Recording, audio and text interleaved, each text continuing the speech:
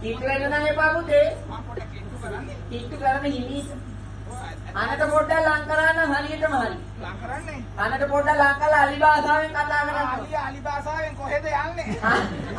අලි භාෂාවෙන් කොහෙද යන්නේ කියොත් ඉතින් ආයි ඔහෙ පාටට තෝප කළම දායි. එහෙම නෙවෙයි. අලි භාෂාවක් තියෙනවා. අලි භාෂාවක් තියෙනවා. ඔව් ඔව් ඔව්. අලි භාෂාව. අන්න හරි. ඈ අලි භාෂාව. අලියට කේන්තියයි. අලිය දෙරි. අම්මෝ අන්න හරි.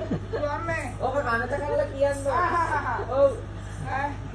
කන්දේ කඩා කන්දේ යන්නේ ඕසක්